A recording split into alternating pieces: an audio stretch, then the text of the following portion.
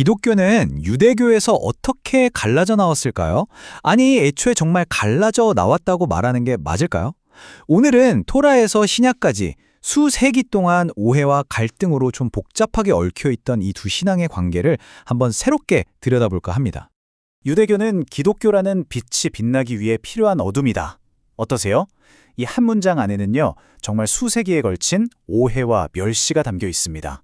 이런 관점은 단순히 신학적인 견해 차이에서 그치는 게 아니라 실제 역사 속에서 끔찍한 비극의 씨앗이 되기도 했죠. 자, 오늘 우리는 이 어둠을 걷어내고 그 관계의 진실을 한번 파헤쳐 보려고 합니다. 이 두 조각상이 관점의 변화를 아주 극적으로 보여주는데요. 왼쪽을 보면 승리한 기독교가 눈이 가려진 채 패배한 유대교 위에 서 있죠. 이건 지배의 상징이에요. 그런데 오른쪽을 보세요. 이제 둘은 동등하게 마주 앉아서 서로의 경전을 연구하고 있습니다. 지배에서 대화로, 바로 이거예요. 오늘 우리가 이야기할 거대한 전환점이 바로 여기에 있습니다. 근데 말이죠, 이렇게 긍정적인 변화가 오기까지 정말 수많은 위험한 오해들이 있었거든요. 고대의 텍스트를 잘못 해석하는 건 그냥 학문적인 실수가 아니었어요. 실제 사람들의 삶을 파괴하고 역사적인 비극의 씨앗을 뿌리는 일이었습니다. 다행히도 이 위험한 오해의 매듭을 풀어줄 열쇠 같은 책 두 권이 최근에 나왔습니다. 그래서 오늘 저희는 이 책들을 길잡이 삼아서 한번 이 얽히고 설킨 역사의 길을 같이 걸어가 보려고 합니다. 자, 그럼 첫 번째 열쇠부터 한번 열어볼까요? 카터와 펠드먼이라는 학자는 우리가 신약 성경을 읽는 방식 자체를 좀 바꿔보자고 제안합니다. 그 접근법은 뭐냐면요. 텍스트를 원래 있던 그 자리, 그러니까 1세기 유대교라는 맥락으로 다시 되돌려 놓고 새롭게 읽어보자는 거예요.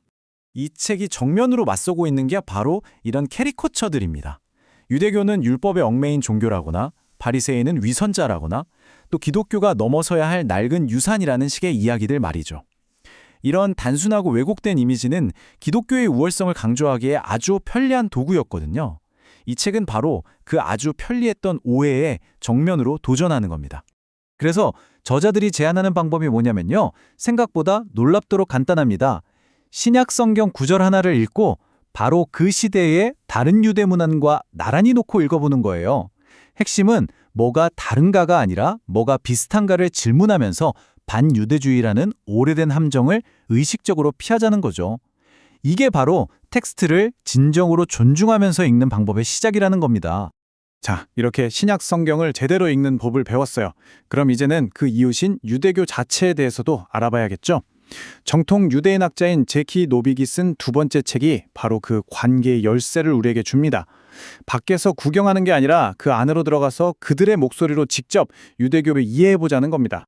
이 책에서 다루는 가장 중요한 개념 중 하나가 바로 이 대체신학이라는 건데요. 이게 뭐냐면요. 아주 쉽게 말해서 기독교 교회가 등장하면서 하나님과 유대 민족의 특별한 약속은 이제 끝났고 교회가 그 자리를 대체했다는 생각입니다. 이 관점이야말로 두 종교 사이의 오랜 갈등의 가장 핵심에 놓여 있었죠. 바로 이 지점에서 노빅은 대체신학을 정면으로 반박합니다. 기독교의 신은 유대교의 신이며 기독교의 이야기는 유대민족의 이야기를 포함한다. 이건 단절이 아니라 연속이라는 선언이죠.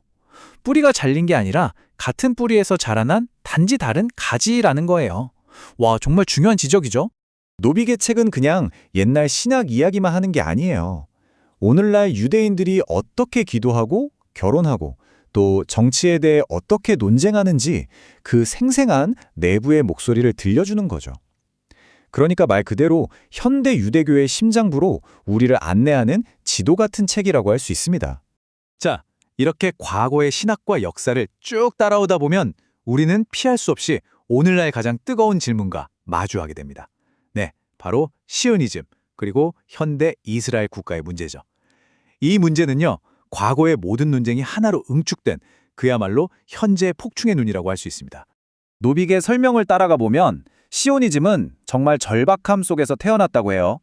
유럽 전역에서 밀려오던 박해의 공포, 그리고 세속사회에 흡수되어서 정체성을 잃을지도 모른다는 위기감, 이런 끔찍한 공포 속에서 우리만의 안전한 고향을 만들어야겠다는 열망, 그게 바로 현대 시오니즘의 시작이었다는 겁니다. 바로 이 지점에서 이 논의의 가장 핵심적인 딜레마가 드러납니다. 한편으로는 노빅의 주장처럼 외부 세계가 유대인의 특수한 역사적 고통을 무시한 채 그냥 평화를 요구하는 건 신학적으로 무감각하다고 볼 수 있어요. 그런데 말이죠. 그렇다면 반대로 이스라엘 국가의 행동에 대한 정당한 비판은 어떻게 할 수 있을까요? 그 비판이 그건 반유대주의야 라는 말 한마디에 묻혀버리지 않으려면 우리는 대체 어디에 선을 그어야 하는 걸까요? 정말 어려운 문제입니다. 노빅은 특히 팔레스타인 해방 신학의 주장에 대해서 두 가지 중요한 반론을 제기하는데요. 첫째는 1세기 유대인이었던 예수를 현대적인 개념인 팔레스타인 사람으로 부르는 건 역사적인 맥락을 무시한 시대착오적인 주장이라는 거고요. 그리고 둘째는 유대인과 그 땅의 수천 년에 걸친 관계를 싹 무시하고 이스라엘을 단순히 유럽의 식민주의자라고 규정하는 건 이 복잡한 역사를 위험할 정도로 단순화하는 거라고 비판합니다.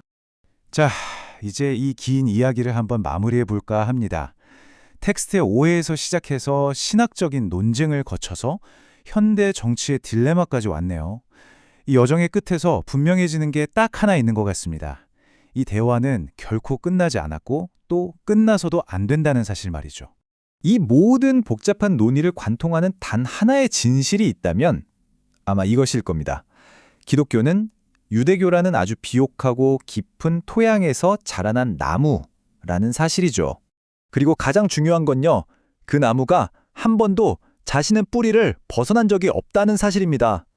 그 연결고리는 영원하고 누구도 끊을 수가 없는 거죠. 그래서 우리는 이 질문을 안고 오늘 이야기를 마무리 지으려고 합니다.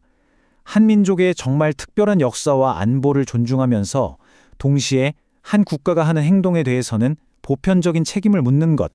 이 두 가지를 과연 어떻게 함께 이룰 수 있을까요?